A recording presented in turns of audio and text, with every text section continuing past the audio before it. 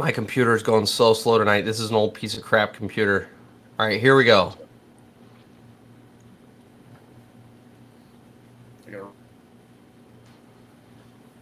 Okay, guys, I believe we are live. So Shane and I literally just got onto the live stream, doing our prep work about 2.5 to 3 minutes ago. Neither one of us are fully set up, so I apologize if things are not working correctly. But after coming in, I started the morning in Texas, flew all day today with the kids. We are back home, going live, and I am here tonight with Shane from Lever Monkey. Which here's the real deal. I haven't even had time to really have a proper conversation with Shane, so I'm gonna legitimately ask you, Shane. How long have you been in the industry, and how long have you been doing underground work? And kind of give a little background on yourself. All right, so basically, I've been in the union since I joined in June of '94. Um, I started actually running heavy equipment when I was probably about 15 years old. So it's, I've been at it a long time. Um, my family on my dad's side, we go back 4 generations, so it's kind of born into it. Gotcha. And so, are you guys primarily? I see most of the stuff you guys are doing is it looks like sanitary, but do you guys do a lot of storm water, other stuff? We do it all. It's if it goes in the ground, we put it in lines. We work for PG&E. We do all, even conduits. So we have different divisions. Side of pipe, deeper stuff. The more that we have to go do is what they usually send me to do. Awesome. So, Dig Nation, what's going on? Colton Construction. I figured that was you. Your channel names are pretty similar. Which, by the way, Shane, if you're not following along, if you pull up the actual live stream, you can see the comments. I'm responding to a bunch of comments that we've already built up. So, Brandon, what's going on? We are officially live. Thanks for confirming that. AP is from Britain, and he always comes and hangs out on these things, even though it's like I don't remember what time it is for him. JJ, how's it going? Thanks for showing up, man. Um, so first of all, can you guys confirm audio wise that you can hear us okay? Because I'm using a third party application to do the joint live stream, and I'm not sure how well audio is coming through. So if you guys can confirm that. Um, but yeah, if you guys want, feel free to ask Shane. So I'm just gonna say tonight we're going to refer all underground questions to Shane because he is far more versed.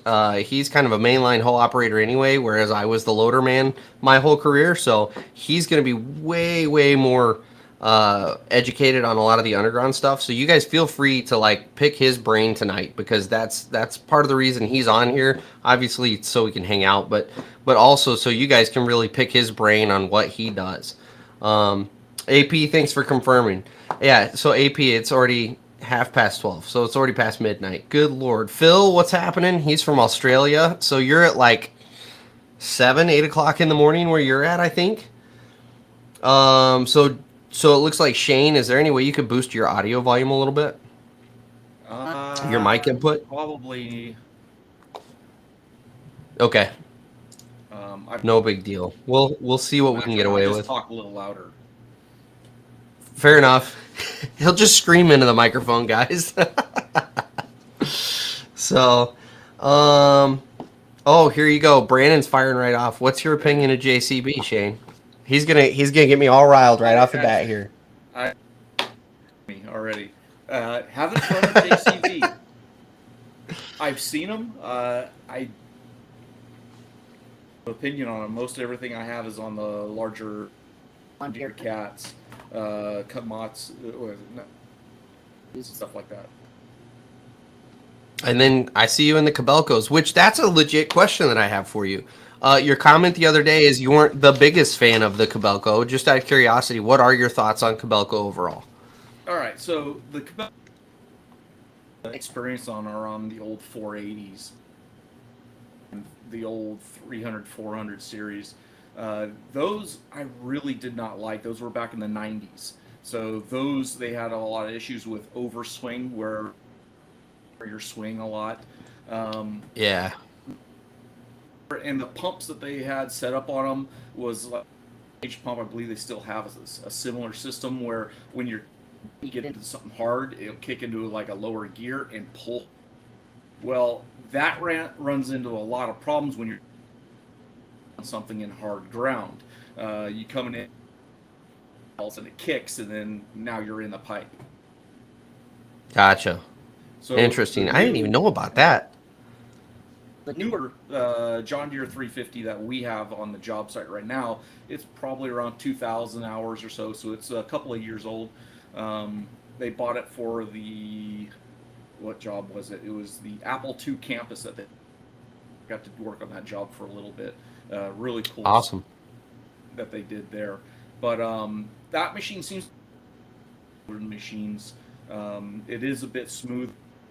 You like it a little bit better than has the overswing issue. Gotcha. Interesting. See, I never experienced the overswing issue, but at the same time, I was running them like straight off the lot, brand new with plastic still on the seat. So they probably haven't had that nice, comfortable break-in time where everything's super loose.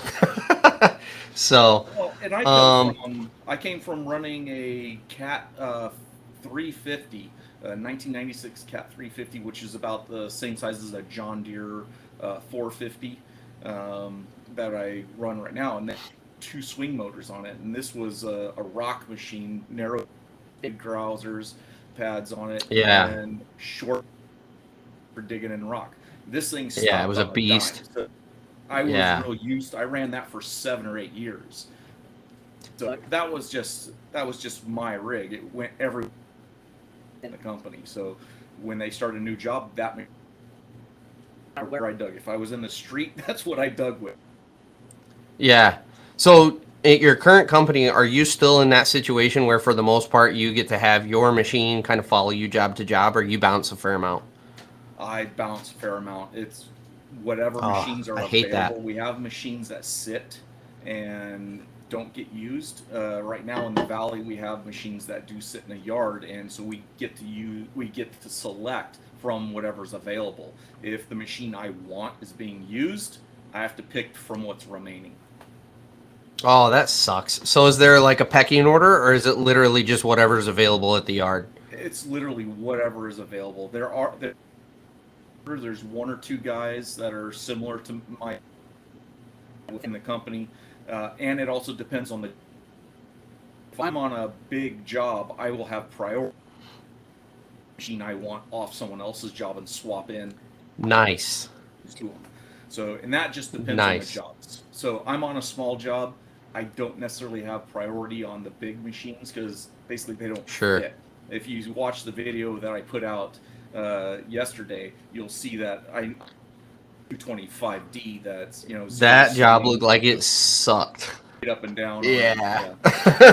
So, between houses, services going to the house, or 1-inch, 2-inch lines that we cannot break. So that's a lot of fun doing that stuff. Gotcha. Overhangs, and a lot are actually built like their back porches, and so they actually redesigned around porches, stuff like that. And you commented that the line seemed awfully shallow for a sewer line, and it is. It really, and we're actually laying the pipe at 0.01%. It is dead flat. Holy crap! It is flat, and they didn't require a force main or anything on that.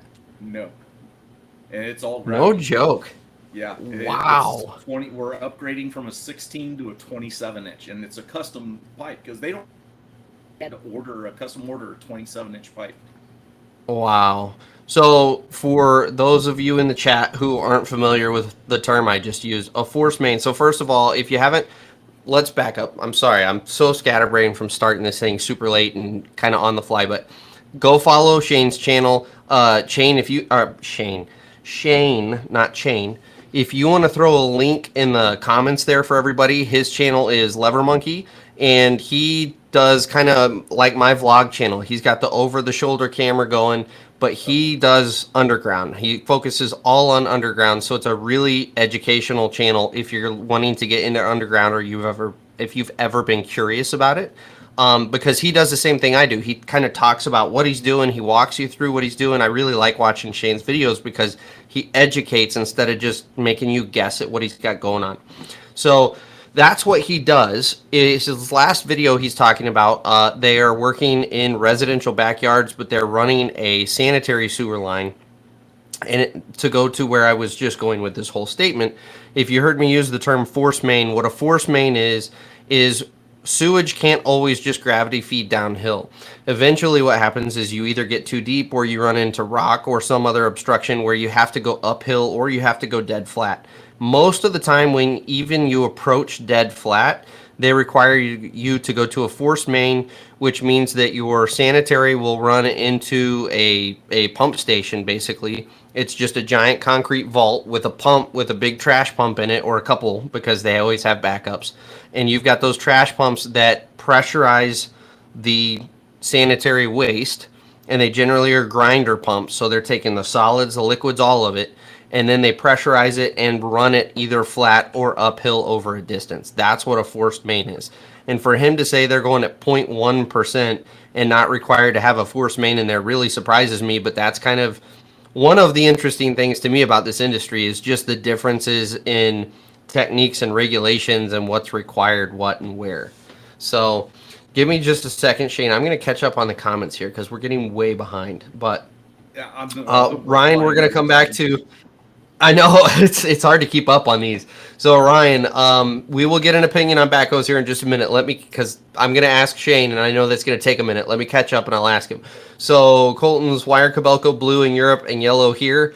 I have no idea, honestly. I think honestly they started blue over in Europe and Japan, and then when they came to the American market, they kind of wanted to stay in line with general industry practices, so they just picked their own version of yellow, but I don't know the true story on that one.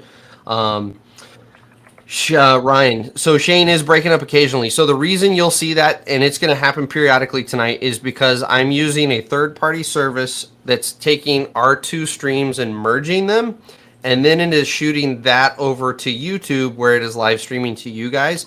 So you will have some, that's just part of doing this the way that we are without having each other in person. You're going to have some glitches here and there, but, let me know if we have major issues, but that's going to be normal. Let's see here. Audio lag. Yeah, unfortunately, that's going to be another part of the stream to a stream type of deal is we may have some audio lag there. It is what it is. I'm sorry, guys. Look, you can't be picky and have it all. Damn it. All right? This is a heavy equipment channel. We're not a tech geek channel. So, let's see here. Oh, I lost my spot. Where are we?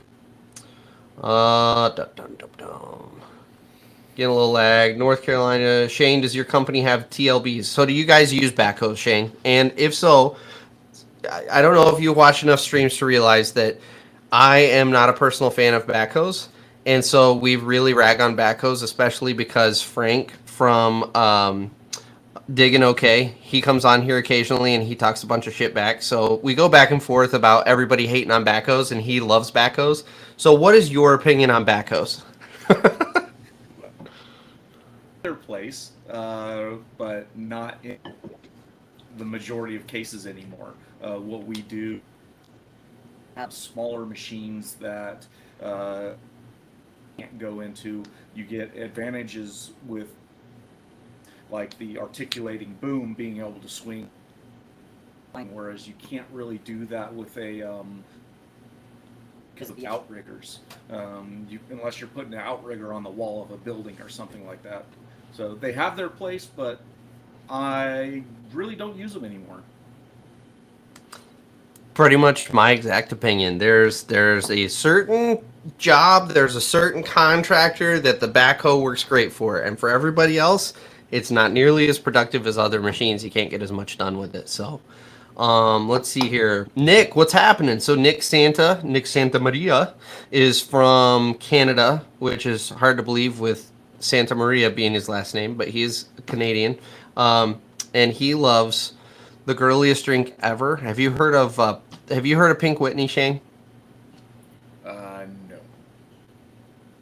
So it looks like you're drinking a neon highlighter. It's literally that like bright of a shade of pink, and it's it's flavored like pink lemonade. And one of my first live streams, he talked me into trying it on the live stream. And so I made fun of it like it came with a purse. I brought my wife's purse down here because it was also pink, and told him I got it for free with the purchase of my Pink Whitney. So ever since then, we give Nick shit about his drink choices. So you already answered Colton's question about how many pieces of equipment you got. Let's see here. Nick, watched your video last night, Shane. 225 looked tight. Yeah, and you responded to him. See, you're keeping up on the comments better than I am. Let's see here. I know it's hard to run this thing and keep up with chatting and everything. Curtis Gaming, what's happening, man? I watched some of Go ahead. What were you gonna say? I watched guys from like Tundra Tactical, which I may talk to you about a little bit later on changing maybe the format here. But anyways, they have usually one guy that follows the chat, one guy that's taking care of background stuff, and so they usually have 3 on their stream. This is a one-man show. I'm flying solo on this baby because I can't afford to pay people because I'm poor. I make my living off of YouTube and making videos. Luckily, I don't have to do that. Yeah, there you go. YouTube thing is just a little bit of. I just got my first paying from AdSense, so I just good for you. I just ordered a new GoPro carry bag, so I'm moving forward. Nice.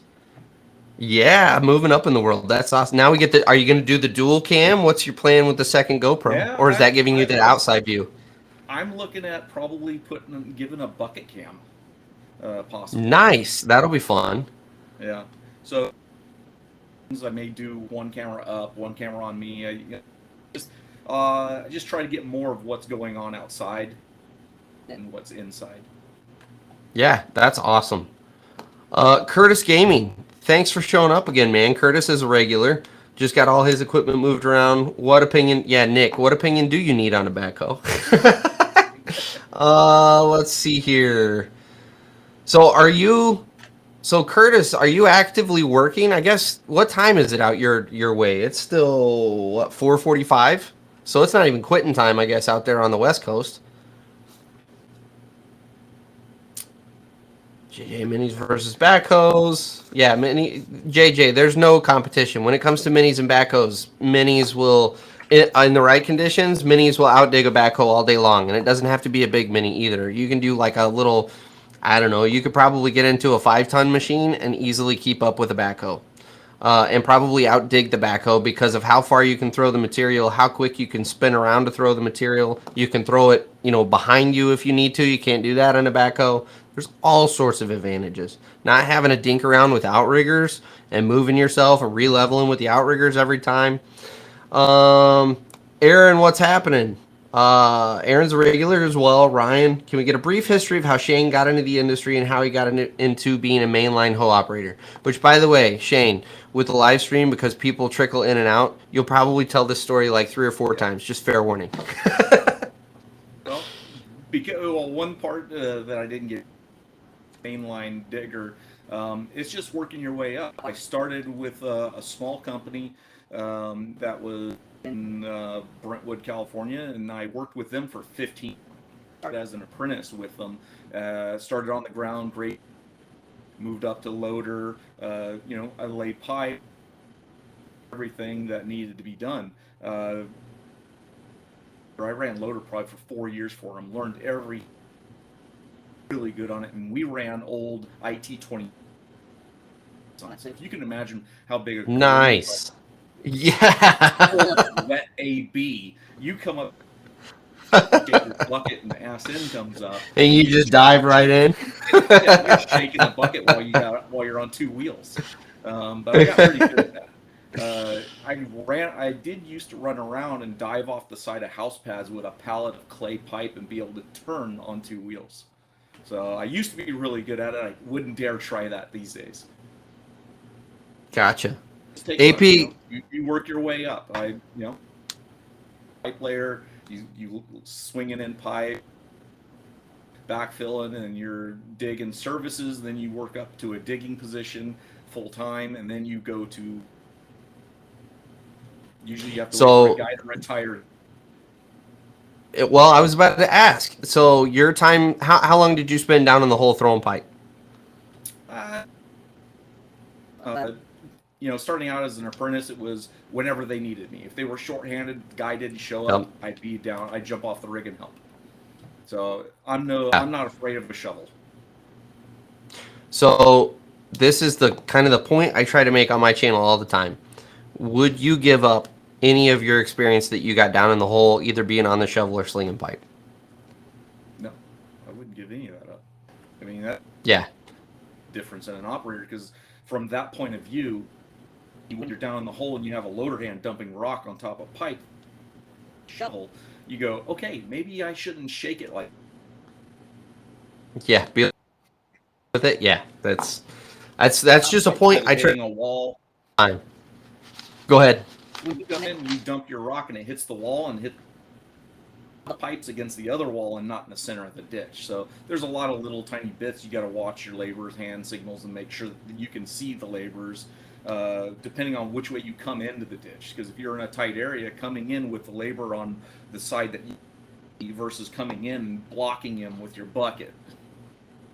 Yeah. So, which, by the way, you're gonna have a couple awkward, like me and Shane talking over each other occasionally, and that's simply because of the fact that there's about a 2 to 3 second delay from when I start talking to when he hears it, and likewise when he starts talking to when I hear it.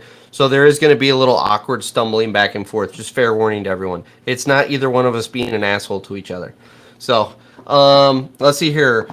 God Family Country, thanks for hanging out. South Florida. Let's see. Let me scroll down here. AP had to take off. Sorry to see him go, but at the same time, I totally get it. He wakes up at 5, and every week he does this to himself. He gets on, and it's like 12:30 his time, and he comes and hangs out for a while. I appreciate it.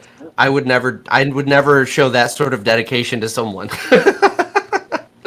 So, um, Shane, does your company have any machines that the bucket isn't loose? I've had the same question, believe it or not. You guys have some gnarly equipment. I'm used to it. I'm used to stuff. So the way our company works is they get all the bright and shiny. In the valley, we get the left chiles of the industry. Well, I'd imagine part of it too is you guys have a shitload of rock out your way, and that's something that we up here in the north don't really have to deal with. Texas was the same way. I started operating down in Texas, and it was hard to find a tight hoe down there. They were always all sloppy, and it was just you're digging through rock all day. It's killer on the pins and bushings. It's killer on the machine. Thank you. My wife just brought in a drink for me. So the other issue is that not only is that also have the issue with these machines, just mainline machines. The machines I run are also backfill machines, running wheels. Oh, so yeah, you got the whole pack on there and everything. Got third string guys that are out there banging buckets around, Yeah. each other around, and not being nice to the machine. Floppy machines, I can be fairly smooth, get the weight. Bucket doesn't just slam, so the bucket will act over and then bring it into the hole. Can't my best to keep that under control. Yeah. So one thing I think a lot of people outside the industry don't really get is it may look like you can't be accurate with a sloppy machine. It's like anything else when you get into a new machine. It takes a little bit of time to just adjust to the machine. And you figure out that okay, if I set the bucket a little off to the right and I swing back to the left a hair, I can tweak it and get it dialed into where that bucket's nice and tight, and I can make my pass, and the bucket will stay in the trench the way that it needs to. It's just kind of like anything else. You're learning how the machine moves. It's not fun operating a super sloppy machine, but we're operators, and you have to work with the tools that you're given. So, and sometimes it is the machine that just spent the last 6 weeks running. It's all blown out. So, Yeah, and um, go ahead. just made a comment. Loose buckets make because they're kind of like tilt buckets in a sense. Yes, and I have used them in that way. I ran a old Komatsu 300. This thing was like an 80s thing, and it had so much slop in it you could actually grade on a tilt, which was Are great. you serious? Oh, it was. I mean, pins were gone. That's awful. Horrible. And all it did was that's the only thing it did. So it wasn't a precise machine. It's not like you were trying to be accurate with that one. Dig a nice flat pipe trench. Oh, I got a question for you. You're out in Cali. What's your average temperature right now? We Mm, mm. push into the hundreds on the regular right now. We're in, Yeah. obviously half of California's on fire. A fire just start on the other side of the hill of our job. Got to watch all the smoke start up. We were right underneath the path of all the airplanes dropping their fire retardant and stuff. So got to see all that.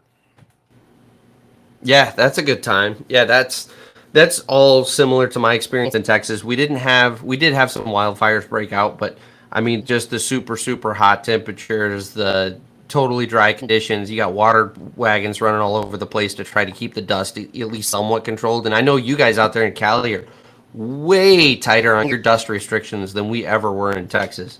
So, which that's another thing. That's a great now that what are some things in California specifically that you guys are pretty uptight on that's kind of different from the rest of the industry? Kind of hard to say because the rest of the industry I'm not real familiar with, other than what I guess that's comments I true. get on my YouTube channel.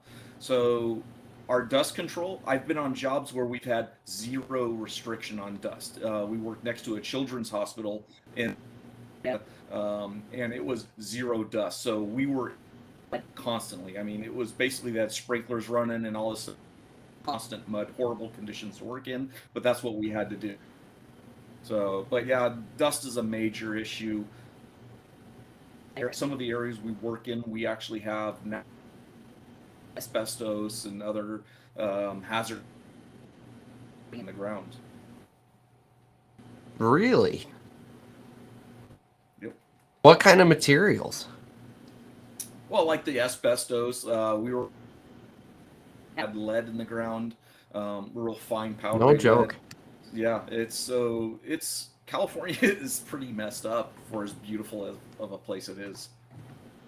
Well, and that does kind of that to California. You guys care enough to actually go out there and do the soil sampling and everything to figure all that out beforehand. Versus here in Michigan, we're just like, go until someone gets sick, and then we'll go test it and figure out what we need to do and how many lawsuits we need to pay. So, Well, with Democrats being the primary, everything, all the tree yep, huggers and everything that live here, that's right.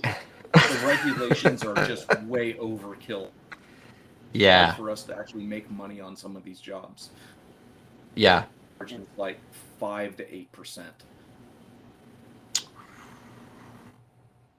tight. Let me get caught. Nick is up there in Canada, like I said. He does need. I've been on Nick for a while now to get some freaking GoPros in his cab and get us some snow plowing videos. So yes, do that, Nick, please. Jamie crew couldn't stand it. What were you running out of curiosity, Jamie, and why didn't you like it? Because I personally, I love doing underground work. I thought it to see a lot of different things. You were generally in pretty technical situations. It's not like you're in just a giant open field, which again, personally, I like technical digs. It challenges me. It keeps it interesting instead of it just being a humdrum, boring day. So let us know what you didn't like about it. What do you feel that way, Shane? You've got to at least enjoy it somewhat, especially being a mainline digger.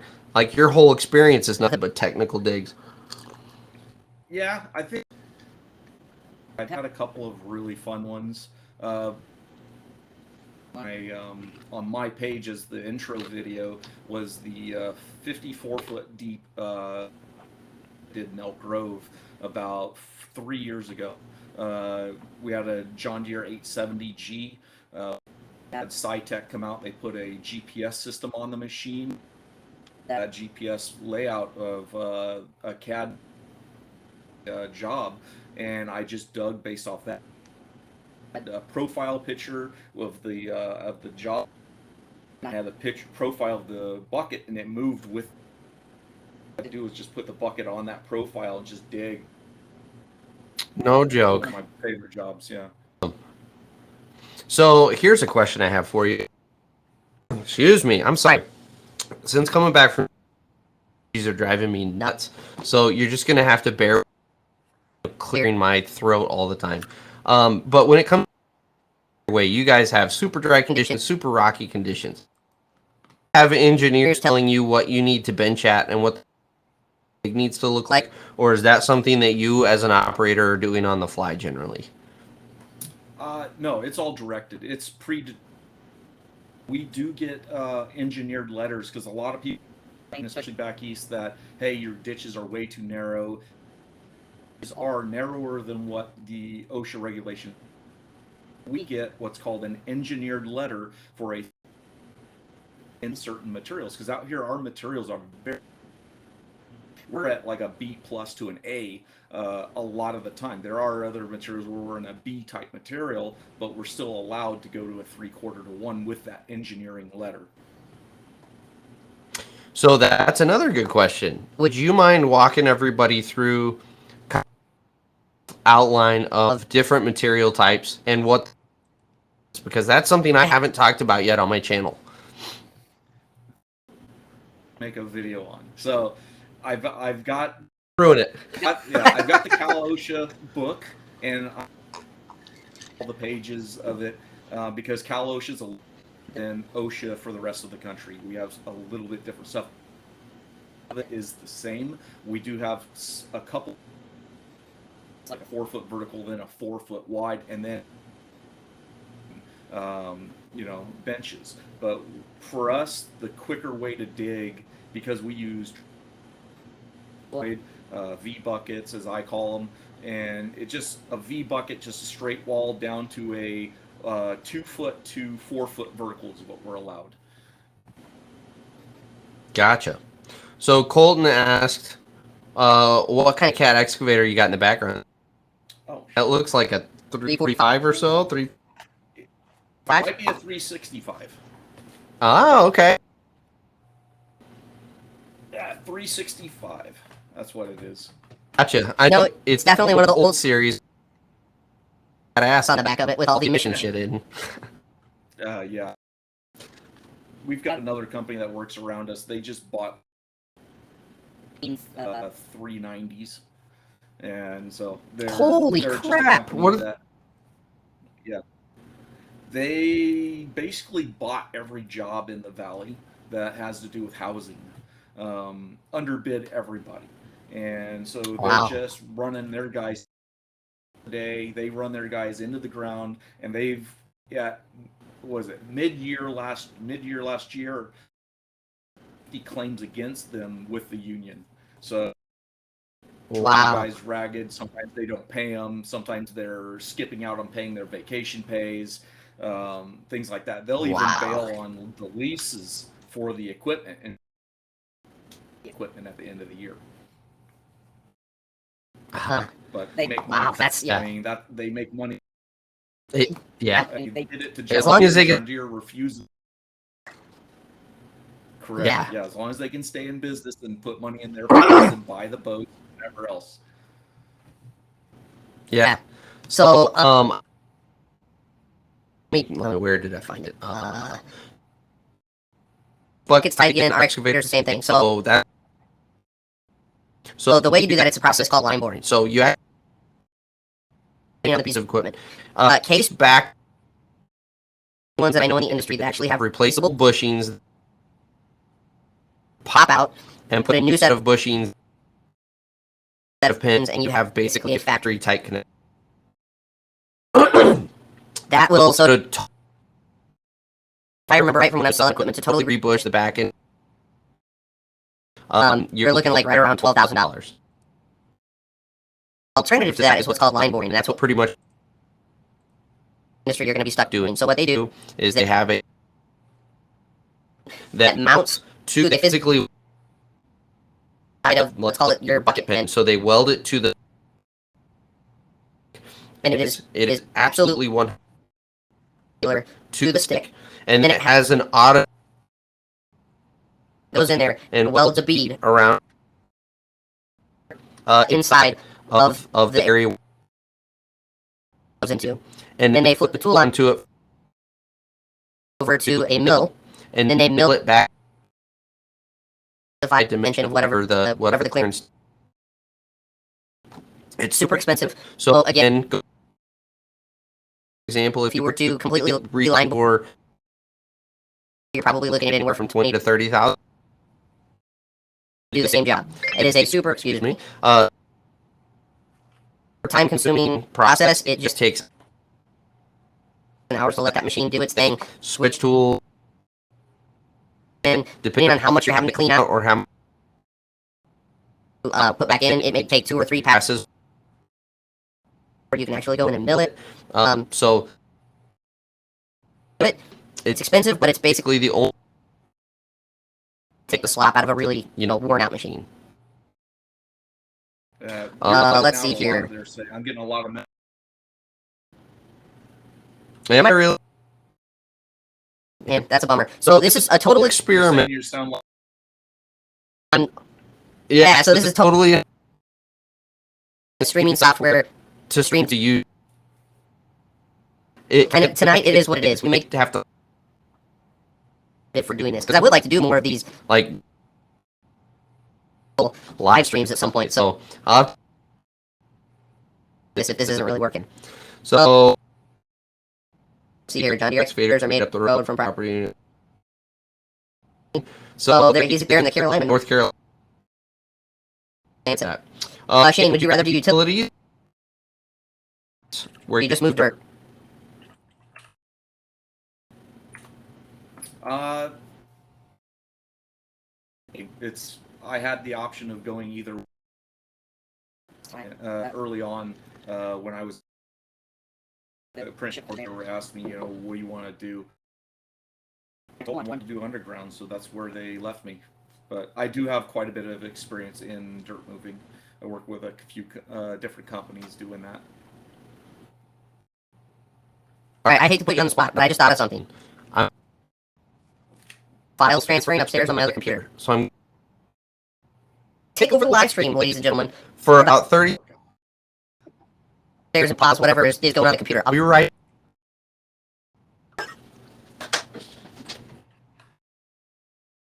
All right, guys. Well, here, I know it's going to be hard. Enjoy this with it cutting out so much. Check to see if there's anything he can do upstairs. He thinks he's building his connection.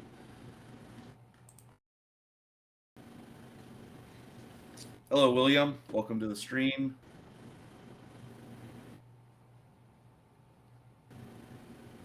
We try to catch up.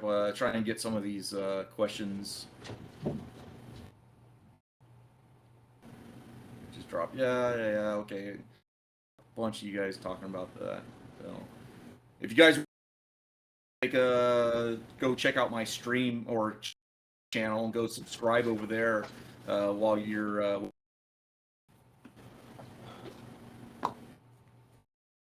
Yay. Hopefully that's better. Hopefully. So, what type of connection do you have? So I have Comcast. Most of the country I'm beholden. Monopoly, and yeah, it is what. Going back and forth with possibly getting a business connection. Because supposedly they won't throttle you. Guaranteed whatever rate they give you, but it's also like $1 a month for the same speed I have now. And up until tonight, I haven't really had any issues. So, okay. Got gig down go ahead. 40 up. Oh, really? Up. Yeah. Paying a month for that. Yeah, you don't. Say, that's outrageous. outrageously fast. Well, my wife has. I'm only getting like 2. It's just because of the wires in the area. I'm outside of the Yeah, paying for it, so I can get the 40 up. gotcha. Because Yeah, I'm with you. load speed. Yeah, the upload speed was more. You start getting into those speeds, you're paying the ass for it. So, answered, Ryan, are you? I'm assuming. Well, you've talked, And let's kind of delve into that. Yes. Being in the union, what are some advantages? What are some disadvantages? advantages. When I first started, I was looking for. My mom was an environmental consultant. Versus working. She actually got me some interviews with some. Working with burning dirt and hazardous waste removals. I actually got my hazmat certification when I was 16. But when I was doing interviews and stuff like that, every interview that I went to, the union had a better package to health benefits, every retirement. They had to non-union. So that was Gotcha. So Here's still with us here. I know it's rough. um Recording this entire thing, both my and I'm going to throw it together tomorrow. upload it as a good file. the content. So I know it's frustrating for you. with us. Feel free to throw your Question, and we'll answer them. And even if you can't hear horrible mess, know that tomorrow you will get get your compact form. because I So I do apologize, guys. Like I said, this this was a see if this was going to work. I had my doubt from a live streaming service to said it was going to be super great and awesome. but it is what it Let's see here. So yeah, that's the other thing too. It could just be something going on with my which maybe I made the mistake of calling Comcast, and and so they're just going to ship my connection upgrade. upgrade to business. I Cast. had issues Who with the knows? same thing. My internet cut. What it was the box on the Yep. outside had gone bad. You might want to have them come and test Huh? the entire line system coming into your house. yeah maybe Yeah. maybe Let's see if we can get to the bottom of it. Like I said, super heavy back and forth. I haven't really had had it, so I'm really wondering if that's kind of it. yeah Oh well, it is what it is. Anybody else have any questions? Because we may, since the connection since was down a little early tonight, because I think the connection is just so bad. so anything else Like anything you'd you'd like to throw out there? yeah, I know you're responding to a comment, so I stop. Saying we need questions. So I'm very reactive to questions. Usually I have to have something pre-planned out. So I'm not through this together. I don't have a whole lot of stuff planned for this whole thing. I was gotcha letting you have the. yeah Well, this is an experiment this evening. I like got on an airplane and I time to get the equipment going. and then So, I, you know, honestly, tonight, yeah see, part of it too. I wonder if it's just my computer struck super laggy on my end, and this is an older so that might be part of it as well. Okay. Are you getting lag at live desk? Are you I'm getting pretty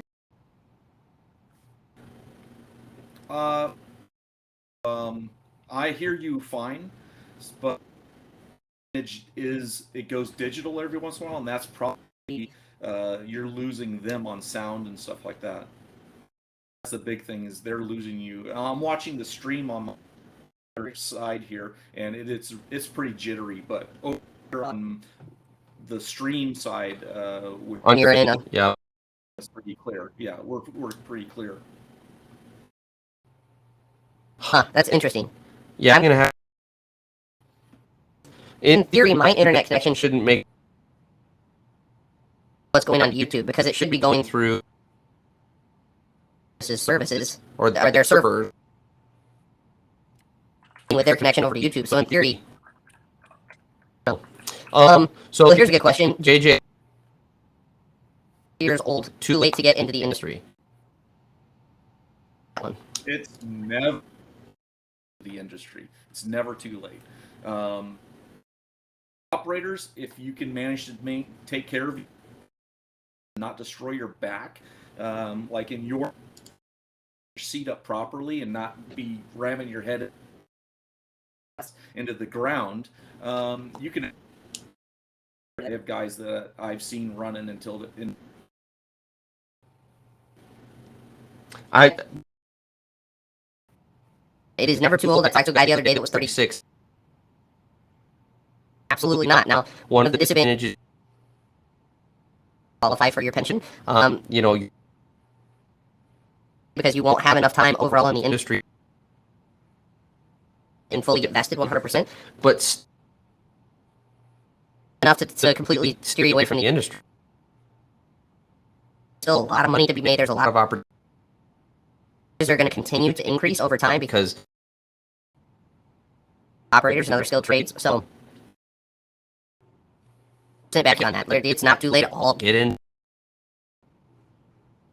So, Ryan, just that biggest mistakes you see people getting into. into the Well, we'll start there. What are some of the biggest mistakes you see. when you walk onto a job site, make sure your head's not bigger than the door you're getting out of your car or truck or whatever. It's you got guys that come out, they think they know it all, and they don't have a clue what the or they just lie about their past. You don't lie. You be honest. You ask. Think you need it, or don't try to be a man and that you shouldn't be doing. Ask for help. And the other one I see all the time is getting On your downtime. You pull your phone out of your pocket. on a job site, Should be doing. With that, So, go ahead. I whip that thing out every chance I get. A second, I'll whip that out, and I look for the snapping pictures of all the guys on their phone, and I'm collecting a collage of guys standing there on their phone. Nice. Shameless. Yeah. If you could give Someone new one piece of advice to to help. help them,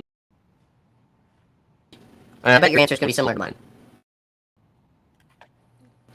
Listen to the old guys. They know what they're doing. They may ignore you. And the biggest thing is we tell stories. Stories have a lot of education in the stories, even though there's a lot of education in those stories. 100%. So my version of that was was just keep your mouth shut, keep keep your eyes and ears open. Been to a trade school of some sort where you've you've been skill center, or you've been through, even you still don't know anything when it real world scenario. real world can Don't come out there and think you know a a lot. lot. To keep your mouth shut, you need to say Yes, yes sir. and freaking learn. So yeah, 100%. Ryan, coming at us with more questions. Thanks, Ryan, by the way. As As an operator, what are your pet peeves that late harder? Get in the way. Yeah. It's just wandering around with his thumb up his butt. Walking on the blind side. Not being where they need to be. Or like a pet peeve would be the new guy, I understand it. You're learning. The guy standing there with shovel in hand, staring at someone that's struggling and not jumping in to help. If you think they need help, jump in and help them. I have to say that's the best part of those sort of guys too is they're the most clueless, and so they're not only Stay either daydreaming looking at the clouds, or they're the guy on their point that even though you're 10 feet away from them, in the stopped because you're waiting for them to pick up the hint at them before they finally get the message that they need to move. About those guys. He's the overlook on the face. Yeah, absolutely. They'll go from that spot to another spot where they're equally in the way. And it's like, what have you been doing The last 6 hours with me, You know, I'm. Yeah. And another thing is right now, if you notice in the video, I've got a lot of guys on the job. Several of them are trainees. We're actually in the process of training a lot of new guys, trying to build up some skills to replace some guys that are going to be retiring. Me, I plan on retiring in 7. I've got to find a guy that's going to replace mine. Yeah. Excuse me. Let's see here. What was the second part of things that someone can do as an operator to help out labor? Spent much time side of things as a residential, but on the commercial side, what are some things that you see that you do on a daily basis that you can help your laborers out? When you're bringing materials to them, like if they need something from the yard, instead of making across the job, if you're running a loader, just say, hey, I'll go run over there. You get off the machine, throw the parts into your bucket, and bring them back. That helps them out, saves a ton of time on the job. If you're an excavator operator, don't tease the guy. Boom just a little bit out of their reach. Put it down by their chest level, so up to the D-ring and do whatever they need to do quickly. Setting stuff where they need it, staying out of their way, or over their heads, which is dangerous to do all the time. But you know, just got to be conscious of it. Depending on the time of day, and if California, it's hot every day. I tend to swing my boom and put a shadow over the guys, keep them as cool as possible. So I'll add a couple things that I used to do. Paying attention to what will give you an idea of what they are struggling with, and a prime loader man for a pipe crew. Have to do your top man is he puts the gasket around, and then he has also got to fit the choker around the pipe so the hoe operator to come and pick it up. That pipe is flat on the ground. He's going to struggle to get that. He has to take his shovel and dig out a little, you know, right beneath the spigot on the pipes gasket on, and then he's got to shovel out a little hole for his to go through. A really quick, easy way to make strap choker, yeah, times easier is I would. You always carry a pipe. If you've never carried a pipe before, you always carry it with in the bell end of the pipe because that's the strong area. This is Michigan specific because we have a lot of loose soil up here. That pipe down, what I would do is I would actually angle my four are dangling close to the ground, and I would set them drag about a foot, and all that does is build up just the mound that you can then take your pipe back out, and you can set them down, and it will where the spigot end is sitting on the mound. The spigot end is out of the way. His gasket on there, and he's also got a little clearance choker under. That's something super small for you in the machine, I should say, but for your labor life, way easier. He's doing way of the day. He's working way less, and he's gonna have more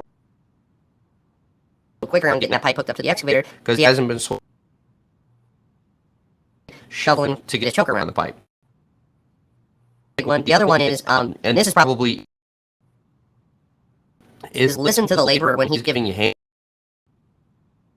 As operators, it's really difficult sometimes in the beginning stages of learning to work with, you get into this mindset that I already know hand signals. but What you don't understand is the level all your mistakes out of the way. And so if You either dig too deep because you think it needs to go deeper, or you dig too shallow because you think he's going too deep, you're not the guy that has to fix that. And so one of the Similarly, like Shane talked about earlier, when you're dumping back filling a stone, you know, says, hey, that's good. I mean, the more stone you, the more he's got to shovel out of the hole. Do and it's going to make your labor's life significantly better. Are we still live? Because my computer is on mine. It seems to jitter a little bit, but I think there's a. Go ahead with what you were going to say. I'm sorry. So you're talking specific to pipe with the bell rubbers and stuff like that. So yeah, it's a lot Yes. of that is the same thing we do. We use like PVC pipe, stuff like that.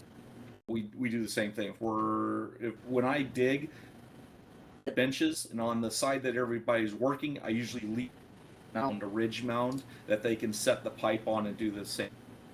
Throw a strap underneath it and make it easier for them to do that. But yeah, that's a lot of that is stuff to think about. I've mentioned this when I make my videos. It's kind of Because so much of this this stuff trying to do, you don't really think about it anymore because you've been doing it. That It's like, well, why wouldn't you do this? But you don't think about that in the beginning. So that's trying to teach this stuff.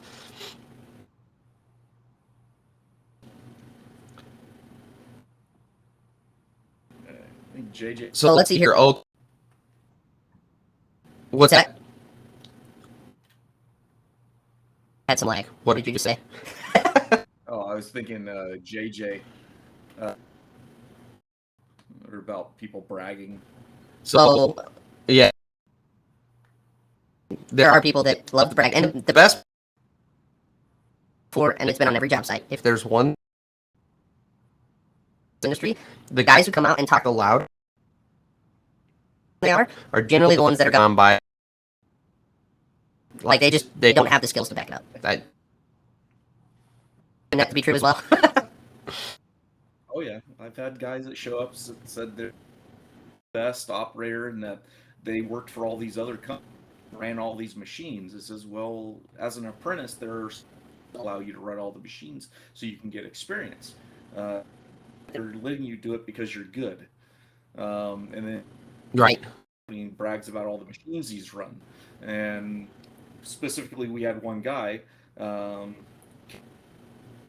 And our company was just, and he's walked around like, yeah, that new running that. So we put him on a old suit, the old blue one, square body, to go over there and compact. And so he had a cleanup bucket and a wheel. That's all he had.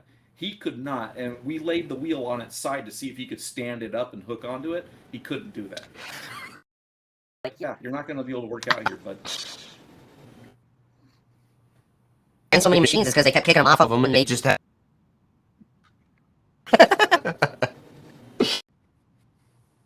Here, so Ryan, so I've made a video talking about how to dig flat and level in an excavator. For operator's perspective, what are some tips that you make a nice flat level pass for? Any tips you can give out? The way I typically do digging this direction, I dig and come in up like that, and then make my final.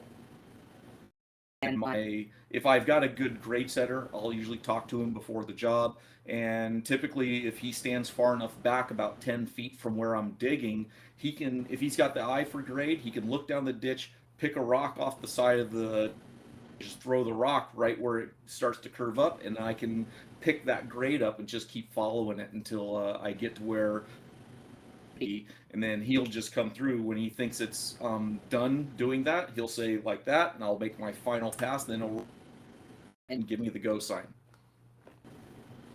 That's a great point. You Talked about, multiple times on my different communication things that happen on the job. that Communications, like they're not official hand signals. is Not that I used to use all the time with my labor when I dug throwing a rock. That's That's a pretty of showing where the grade is good to. If someone taught there's where the grade starts to come up, and I need to take my next pass. So yeah, thank you. You just reminded me of that. That was a bit of Yeah. my basement days. One of my longest grade sitters I had with me. He used to sit there, read a book over, and then just toss a rock and go back to his book until he done, and then he'd tell me to stop, and he'd run the rod, and then we dug thousands of feet and not miles of way. That's and I've talked about this. My favorite aspects of this industry is that start to develop with your labor to where it absolutely sit there and play honest whatever he's going to do, because you just know each other so well. When you're getting close that he needs to go over there and check it, and you don't have to worry about honking your horn or yelling at him or anything. Ball. So that's a fun relationship. And it's very rare. It is. You got to find the right guy. Absolutely. Every freaking is a regular. Bill Jalmer. I live here. I think he's from. I can't remember. He's somewhere in the Middle East. I can't remember. But he won't answer this one specifically where you're from. But what part? And he apparently was watching one of your videos where you were moving around. I'm on the West Coast, California, Central. We work in an area. Sometimes we have a town that's called Rockland, and that's usually where we find all the biggest rocks. I've run trenchers through rocks. Rocks saws, dug through stuff. I mean, one of the rocks I just pulled out of this huge. I posted it up on Pipe Layers on Facebook, and everyone didn't care about the rock. They cared about how the paint was on my counter swing, or on the counter. But I mean, gotta love the internet. I've pulled rocks out of the ground that were so big and pick them up. Yeah. Texas too, where we had a 385 run on this job. 385 couldn't lift this. I mean, the size of a small school bus, and this thing's doing everything. Oh yeah. To move it around. Pretty incredible. One of my favorite parts of the industry too is you think these machines output to be able to move that stuff around like that. Mind. And you're the man. You're doing it. Controlling all that power for all of that. So.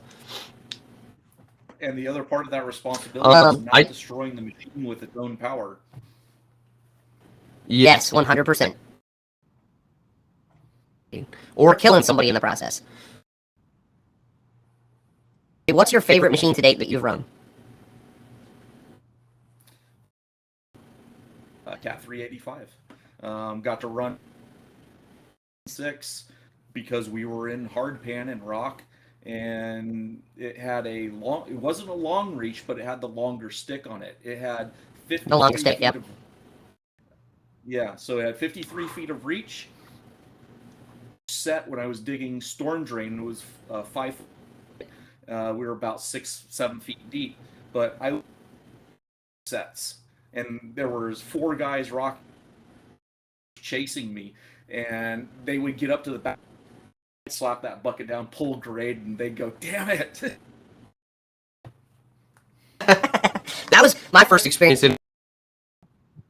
I was like, I need to set up binoculars to see Like, it's way the F out there. Oh yeah. Here's kind of What's the most interesting machine you've ran? Because I noticed in one of your full-on, like, trencher. So, Yeah. So the trencher interesting machines you've run. The trencher is probably the most interesting, I guess. I trenched a job up the Rockland area, I believe, and it's about 9 miles of trenching through granite. There were days we were only getting 2 feet an hour. We were going through 5 boxes of teeth a day. Holy crap! $600 a box. So we would go through like around 52 teeth a day. But then there would be the That's days unreal. when we between rocks and we'd pull out 1,000, 2,000 feet of trench, in a day. Wow. Then we'd hit days going through a rock. Yeah. So Ryan, here's a great question. What's the deep done with trench boxes? Because it used to be starting with his company, deepest was 38 feet with a K700. Rocking the case, yeah, baby. My deepest with shields is probably about 10 feet. I think it's the deepest I've done with shields. I just did a job. We were 32 feet, but it was trenched, and we had a 10-foot box at the bottom. A question I just thought of. You guys and I don't even remember what they're called because we but you're the shore powered. What do you call those things? Mm-hmm. They're just short. They're jacks. Jack shoring. Shoring jacks. Jacks. Gotcha. Shoring jacks. We use so. Digging with those, or would you prefer digging with trench boxes? Like it would be a lot less hassle just because along with you're not having to deal with all these extra or having to fool around with. What do you prefer? And again, this comes down to material. In harder material, like if we're going beyond 5 feet, we need. So there's no sense in going an extra foot wider on the trench if we can just throw a jack in every 6 feet. That's what's required in Class B material. So that's really fast. And then plus we have a hydraulic jack pump. So we hook up to the shore so they're not using the hand pump. And just pump it up, done. I do have a video of us putting some jacks in with a hydraulic pump. Yeah, I saw that. It's a really quick process. The only thing is you've got how many on a job? And I mean, because you've got to have probably 10 of them space to keep it open before you start yanking them all back out. Do you have the whole road closed? Guy right on you.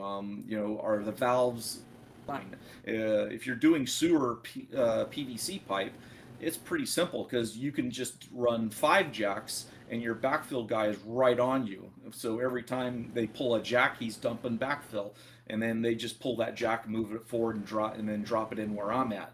So if we're on a 3, they can handle those jacks by themselves, and the operators. Gotcha. Again, Vladimir, whatever. I botched it. I'm sorry. I heard California came, and California now doesn't require death. Is that? I can tell you right now that is totally incorrect. Because if anyone's in the U.S., it's going to be California. Older than 3 years old. What are your kind of admit California? They do have regulations. It's incrementally. We're decommissioning. We've decommissioned all our old crew trucks, and now all the new crew trucks have the DEF in them. And they're buying. And one of the things with that, we did, they required the new level 4 equipment and newer. So they had to buy all new equipment for that job specifically. New foreman's trucks, new crew trucks, new do that job. So a lot of years old. So they're selling off all the old machines and they're starting to buy new machines. Like on the job I've gotten, was it that Komatsu 320 that I think you were talking about previously? Piece of equipment. And I actually have some video of me trying to pick up a rock box and the Komatsu ass end up in the air when I tried to pick it up. Nice. Oh, is that Getting ready to backfill? You were a one-man show? Probably. You had that thing standing on its toes? Yeah. Yeah, I appreciated that video. Because there's nothing better than trying not to go in the hole while you're trying to wiggle a box free. A little too light. Yeah. Ryan asked a great question. when looking at Things that you keep in mind and specifically ask about to help how you're going to attack the job before you ever put the... Well, a lot of it is where's the way of my center line? Where am I going to throw my? It's usually the biggest question. Do I have somewhere to? Do I have to spin all the way around to throw into a truck like I'm doing on this job? What's the access for the trucks to get to me while I'm doing this? Overhead. There's just so much stuff to look at when you walk onto a job. I mean, is it a clear path? How much overhead do I have? And what's on either side of me? So the entire area that the machine can swing is a concern for me. 100%. I was just about to say, one of the first things I do when I get on one of those. I'm looking at overhead lines and I'm making a mental note of, I get to this point in my dig, I have to be aware. Up until here, I'm safe. And I Make that mental note. Going to make you more efficient Because consistently like there's overhead lines, even though those are 50 feet behind you, you're going way, way, way too slow. So make a mental note. Okay, I can swing and I'm totally free until I get to this rock back here. And then I know I have. Same with your utilities. All of that needs to be that Shane just touched on is, if you don't right spot, you totally seal off access for, and again, you totally seal off access for your loader man to get to the hole. You totally seal off access for your trucks to get in. Move material. So you have to think about all of those elements before you start digging. And that's, I talked about this. That's worth your time to minutes walking the job and planning that. Happen physically go look at the markings on the ground for your underground. Stop one of those. That is not a cheap bill, especially you're sunk. Fibers like fibers like close to $1 million for a repair. Yeah, it can be. I mean, it really does depend. I worked on a job. I didn't want to be there. I was sick. The company called me in anyways. It says, we just need you to back 2 manholes. Well, the guy previously had parked the machine right against the lines overhead on the blind side. I picked up the boom and the wires. And that was $8,000 just for him to rehook a 24 pair of houses. Wow. Let's see. Where do we go from here? Have you seen any of this out of this world abused? The industry's hard on equipment. Abuse. What have you seen that really qualifies as complete? Flipping pipes into the cab. I've just swinging pipe into yourself. I've seen machines, especially on some of these bigger machines. So you go back to the old 1100 Komatsus and the 1200 Komatsus. Their stick way out on the inside. Now, about the same width as the insides of your tracks. Through the inside of your tracks, you've just pulled all your gearing out. That would be a lack of paying attention to what you're doing.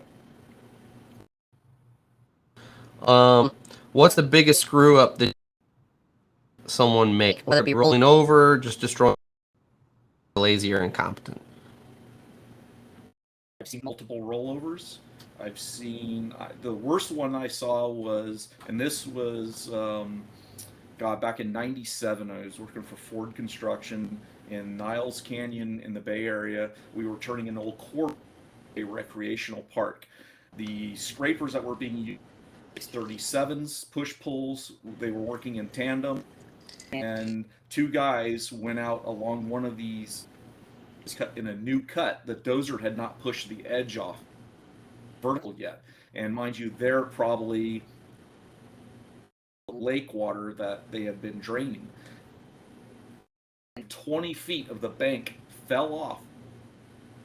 The rear scraper got pulled up about 3 or 4 times, and I was on a hillside see this whole thing happen, and this scraper landed upside down. You know how big a 637 scraper is?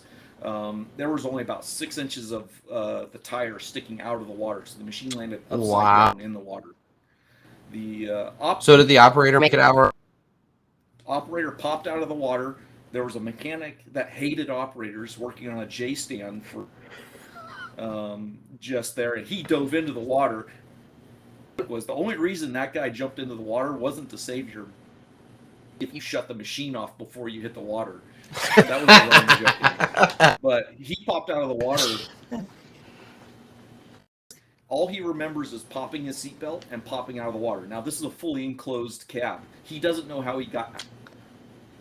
And when the scuba diver came in to hook it up to, for us to pull it out, he said all the windows and doors were shut, so maybe he got thrown out or something like that, and the door shut behind him. Wow. Yeah, it was crazy. Mm. And the guy that was in the front scraper, the lead guy, he got fired because he tested positive for drugs. So okay, here's an interesting. I'm gonna ruffle some feathers and rile everyone. What are your thoughts on testing for weed? This is something I haven't talked about on my channel at all. It's something we do because we have become a pot friendly, and I hardly drink at all. I drink a week, but yeah, it's fine. Laborers, they come in there. As long as you're not stoned on the job, I don't care. You do what you do on your own time. It doesn't bother me. But as long as you can do your job and be proficient. But if you're coming in, your eyes are, Right. At that point, I'm done with you. Get off my job. Yes. Yep. You need to have your head on right to be on these jobs. Yeah. That's another good question. That's totally unreal. We're going to talk about it because one of the things that I do on this channel is I drink while we sit here and chat. So, because you got some good ones in California. Yeah, we do stores, but yeah, it's just about anything. There's a few like Bogle is one of my favorite for red wines. Bogle's good. Pinot Noirs. It's I lean a little more to the sweeter wines. I do drink some white Zinfandel. The basic Beringer works just fine with some chicken. Yep. Something like that. So, it's just whatever I got in my little cooler. So I usually keep about 9 or 10 on hand. They, nice. I can go. Nice. Everything slowed down. We're down to 8 viewers. That has to do with the stream quality. I kind of think this is a good point if you're good with it. Yeah. Well, yeah. Give us some time for next time, or just figure out what's your system there. Yeah. So let's do that. So let's kind of wrap up for anyone still viewing. I'm going to take this. The software I'm using is our live streams, and so I will re-upload in a format where everyone can watch it and it's actually decent quality. This software is I can recover this whole live stream. Shane, I really appreciate you being on the live stream, and at some do some more homework and figure out what's going on. In fact, you and may need to experiment on like a weekend evening or where you've got some time and see if we can find something that's got a little better. But yeah, we'll do this again. So Okay. Thanks for being on, and after we hang tight for just a minute because I want to talk to you. So everybody, we're calling it. You guys have a lovely evening. We'll be live next weekend. We're not going to do the dual cam thing because issues that we've had tonight, but we will catch you. So you guys have a great evening, and we'll catch you next week.